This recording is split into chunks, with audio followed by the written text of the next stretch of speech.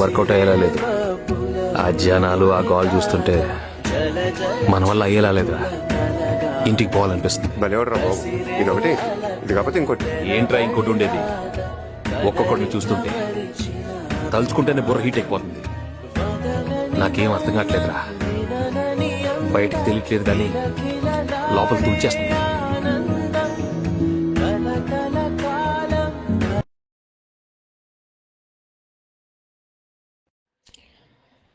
ఆ వీడియోలో తను అన్నది నిజమే.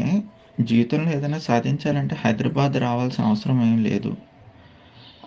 అండ్ జీవితంలో మనం పైకి ఎదగడానికి పక్క మనిషిని కూడా చూడాల్సిన అవసరం లేదు. ఆ మనుషులు ఈ పరిస్థితులు ఇవన్నీ రష్గా స్పీడ్గా పరిగెడుతుంటుంటే మనకి సరైన ప్రాపర్ గైడెన్స్ లేక ఏంటో ప్రపంచం ముందుకెళ్ళిపోతుంది, నేను మాత్రం ఇలా వెనకబడిపోయాను అనే ఒక సైకలాజికల్ ఫీలింగ్ కలుగుతూ ఉంటుంది. But that is a fake. ఇక్కడ అందరూ పరుగులెడుతున్నారు. ఎలా పరుగులెడుతున్నారంటే డమరకం అది శివుడి దగ్గర ఉంటుంది చూడు, అంటే అది ఉంటుంది కదా, అది సౌండ్ చేస్తూ ఉంటుంది. ఆ లోపల ఒక రాయి ఉంటుంది. ఆ రాయ అటు ఫ్రేమ్ని ఇటు ఫ్రేమ్ని కొడతా ఉంటే సౌండ్ వస్తూ ఉంటుంది కదా, ఇటు ఇటు ఊపుతుంటే. ఆ రాయి లాంటి వాళ్ళు మనుషులు అటు ఇటు తిరుగుతూ ఉంటారు. ఎందుకు తిరుగుతున్నారు ఏంటి, అంతే. ఇంక ఇదే బతుకు, ఇలా తిరగాలి. రష్. అది చూసేవాడికి ఎలా ఉంటుందంటే ఆ రాయ తెగ తిరిగేస్తుంది. ఆ రాయ స్పీడ్గా వెళ్ళిపోతుంది, ఎక్కడికో వెళ్ళిపోతుంది, ఏదో పొడి చేస్తుంది, ఎంతో సాధిస్తున్నారు, ఏదో డబ్బులు సంపాదించేస్తున్నారు, లైఫ్లో సెటిల్ అవుతున్నారు, జీవితంలో పైకి ఎదుగుతున్నారు అనే ఫీలింగ్ ఏదో కలుగుతుంది. బట్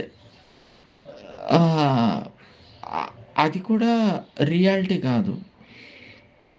అండ్ ఇంకొకటి ఏంటంటే మీ ఏజ్ వాళ్ళకి అర్జెంటుగా ఇప్పుడు జాబ్ చేసేయలేదు. చిన్నపిల్లాడు చూడు, వాడికి అర్జెంటుగా బైక్ డ్రైవ్ చేయాలని ఉంటుంది. ఆడి వయసు కూడా రాదు.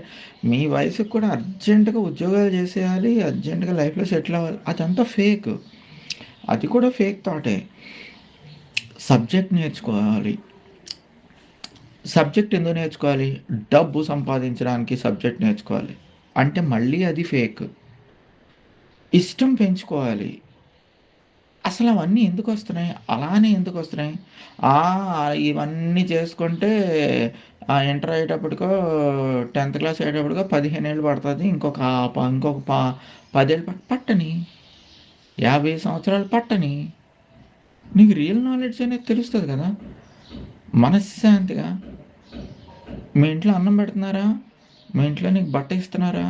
మీ ఇంట్లో నీకు గూడే ఉందా తల దాచుకోవడానికి? వర్షం వస్తున్నా, ఎండ వస్తున్నా తల దాచుకోవడానికి పైన నెత్తి మీద గూడు ఉందా? అదొకటి. ఆ 3 దొరుకుతున్నాయా?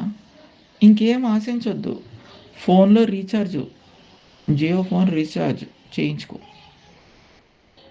ఫ్రమ్ ద స్క్రాచ్ నుంచి స్టార్ట్ చేయి.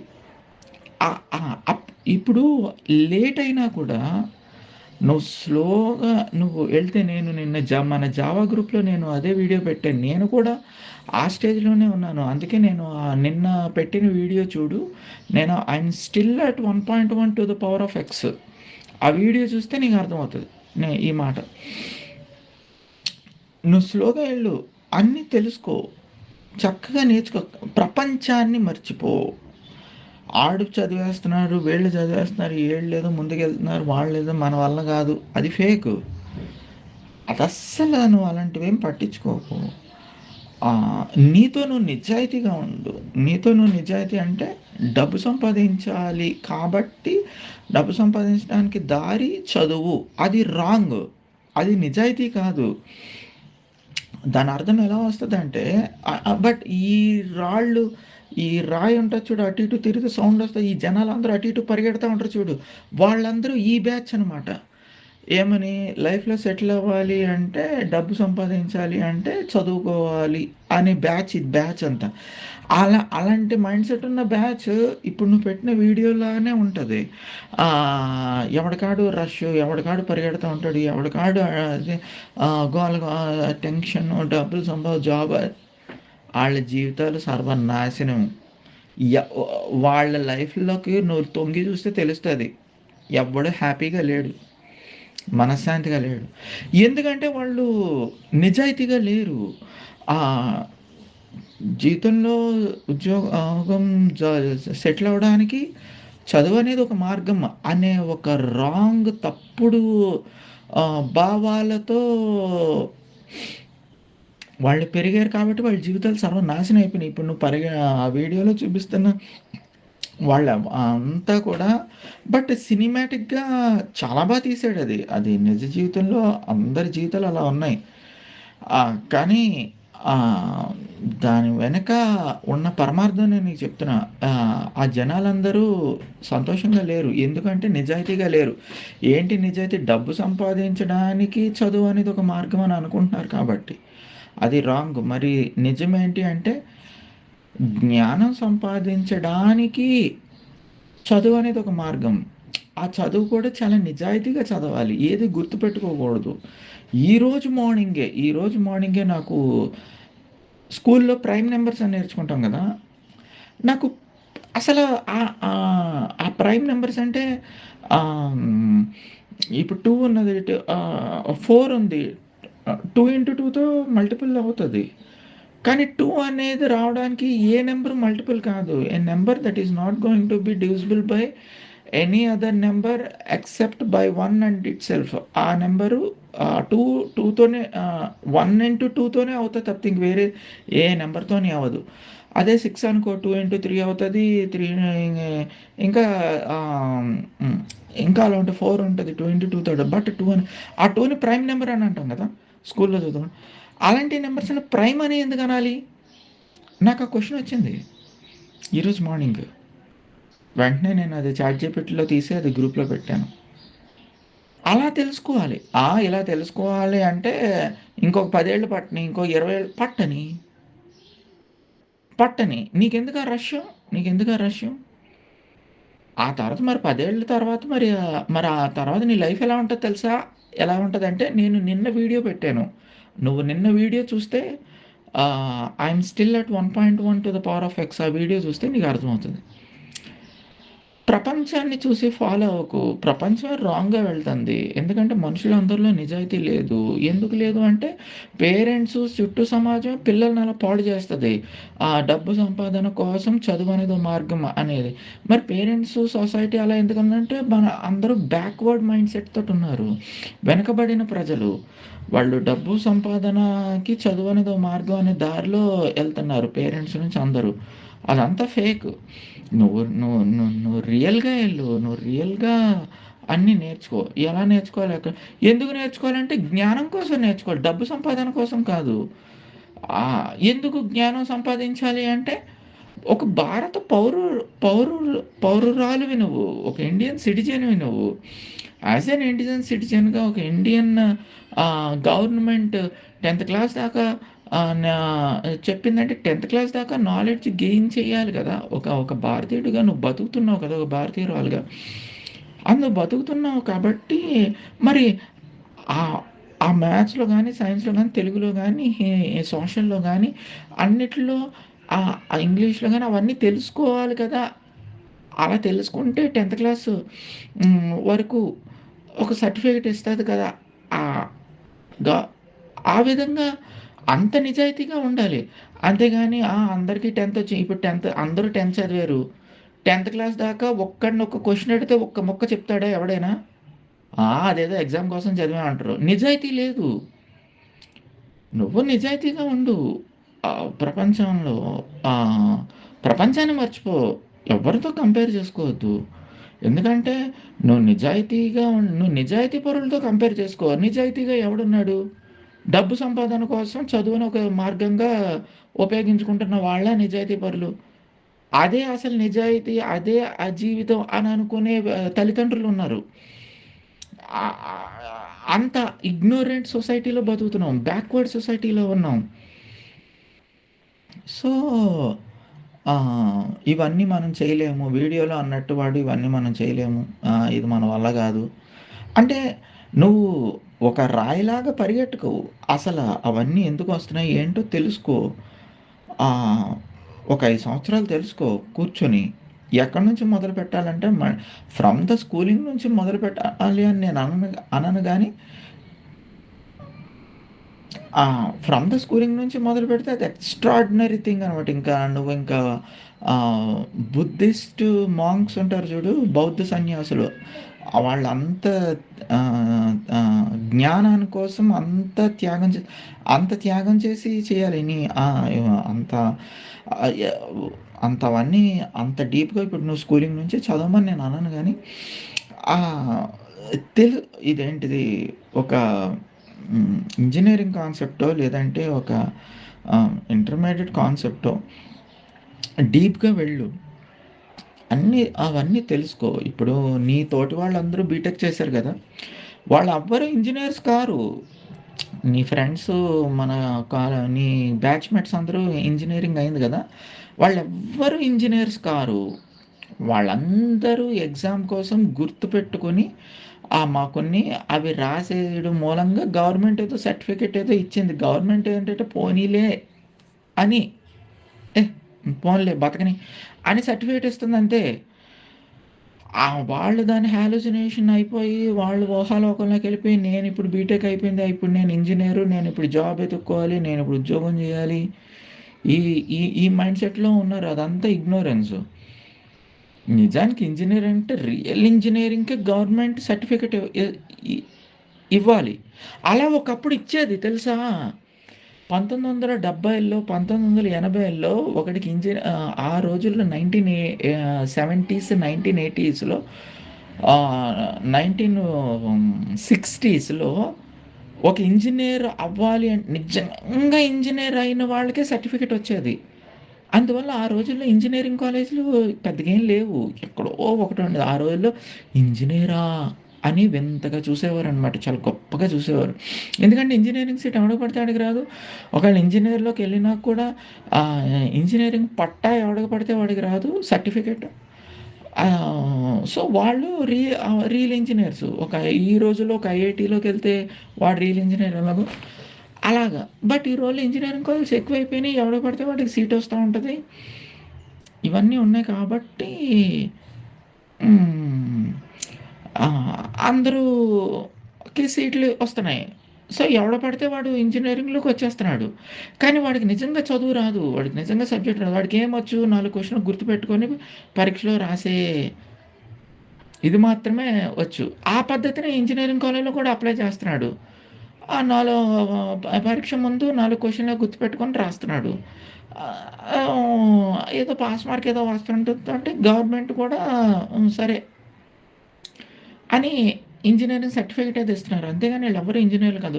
అలాంటి వాళ్ళందరూ హైదరాబాద్ వచ్చి అటు ఇటు తిరుగుతుంటే రాయి అటు ఇటు డమరకంలో రాయి అటు ఇటు తిరుగుతుంటే అది నీలాంటి వాళ్ళకి రాయి స్పీడ్గా వెళ్ళిపోతుంది. ఇది మన వల్ల కాదు, మనం ఏం సాధించలేము. ఆడేదో సాధించినట్టు వాడు ఏమి సాధించలేదు. ఎందుకంటే అందరూ ఇక్కడ అందరూ నువ్వు ఒకటే స్థాయిలో ఉన్నారు. అది ఇప్పుడు 12 నిమిషాలుగా నేను 13 నిమిషాలుగా నేను 13 మినిట్స్గా నేను చెప్తున్న సారాంశం ఏంటంటే, ఈ నీ సోకాల్డ్ బ్యాచ్మేట్స్, నీకన్నా ముందు బ్యాచ్మేట్స్, ఈ హైదరాబాద్లో జనాలు, సిటీస్లో జనాలు, ఉద్యోగం చేసేవాళ్ళు అందరూ నువ్వు ఒకటే స్థాయిలో ఉన్నారు. వాళ్ళు ఏంటంటే ఏదో ఓ 10 రూపాయలు ఏదో సంపాదిస్తున్నారు అంతే. అంతకు మించి ఆ 10 రూపాయలు సంపాదించేదేదో నీకేదో అది వాళ్ళేదో చాలా జీవితంలో చాలా ముందుకెళ్ళిపోయారు, నువ్వేదో చాలా వెనకున్నావు లేదు. అందరూ ఒక్కొక్కడికి పొట్ట ఇప్పి చూస్తే ఒక్క అక్షరం ముక్క రాదు ఎవ్వడికిను. అందరూ ఫ్యాకల్టీ కూడా ఉన్నారు. అందరూ ఇలాగా రష్ అయిపోయి అలాగా ఉన్నవాళ్ళే. ఎవ్వరికి ఏ మొక్క రాదు. నువ్వు నేర్చుకో మొక్క ప్రతిదీ. అసలు అవన్నీ ఏంటో తెలుసుకో. ఇవన్నీ ఎందుకు తెలుసుకోవాలి సార్? జాబ్ కోసం అంటే మళ్ళీ జీవితం సర్వనాశనం. జాబ్ కోసం ఏంటి? ఒక భారత పౌరుడిగా తెలుసుకోవాలి కదా, ఒక భారత పౌరురాలుగా నువ్వు తెలుసుకోవాలి కదా, ఒక ఇండియన్ సిటిజన్గా నువ్వు తెలుసుకోవాలని కదా స్కూలింగ్ దాకా గవర్నమెంట్ పెట్టింది. సో మరి అవి తెలుసుకో, అంతేగాని ఉద్యోగం కోసం కాదు కదా గవర్నమెంట్ పెట్టింది ఫస్ట్ 10th క్లాస్ దా. సో తెలుసుకో, అంత నిజాయితీగా తెలుసుకో. యూట్యూబ్ ఉన్నది, యూట్యూబ్, చాట్ జీపీటీ ఉంది, అన్నీ ఉన్నాయి. అప్పుడు నీతో నువ్వు నిజాయితీగా ఉన్నప్పుడు నీకు నిజమైన ప్రపంచం కనిపిస్తుంది. ఇప్పుడు నువ్వు చూస్తున్న ప్రపంచం అదంతా నిజమైన ప్రపంచం కాదు. అందరూ నువ్వు సమానమే. ఎవరు వీళ్ళందరూ నీకన్నా ఎక్కువగా ఎవరు ఏమీ లేరు. పొట్ట ఇప్పితే ఏ అక్షరం ముక్క రాదు. ఎవరు ఏమీ వాళ్ళ వాళ్ళ రియల్ ఇంజనీర్స్ ఎవరు అయ్యారు చెప్పు? రియల్ ఇంజనీరింగ్ సైంటిస్ట్ ఎవరయ్యారు చెప్పు? ఎవరు లేరు. బానిస బతికే బతుకుతున్నారు. ఆ బానిస బతుకు బతకడానికి పరుగులెడుతున్నారు. ఆ పరుగులు నువ్వు చూసి అందరూ ముందుకెళ్ళిపోతున్నారు, వెళ్తా మనకు సెట్ కాదు అని నువ్వు ఫీల్ అవుతున్నావు. సో ఈ ప్రపంచాన్ని వదిలేసి నీతో నువ్వు నిజాయితీ పెంచుకో. చదవడం అంటే అయిష్టంగా ఉండొద్దు. అసలు ఇప్పుడు x² + 2x + 3 అనే మ్యాథ్స్ ఈక్వేషన్ ఉంది. నువ్వు దాన్ని సాల్వ్ అసలు x² అంటే ఏంటి, 2x అంటే ఏంటి, కేజీ ఉల్లిపాయలు ఏంటో తెలుసు, కానీ x² అంటే ఏంటి, 2x పావు కేజీ వంకాయలు అంటే తెలుస్తాయి, కానీ 2x అంటే ఏంటి అవి తెలుసుకో. అవి తెలుసుకో. అప్పుడు చాలా టైం పట్టని, 10 సంవత్సరాలు 20 సంవత్సరాలు పట్టని. అందుకే నేను పెట్టిన గ్రూప్లో ఆ వీడియో చూడగానే జావా గ్రూప్లో నేను కూడా ఐఎమ్ స్టిల్ అట్ 1.1 పట్టని.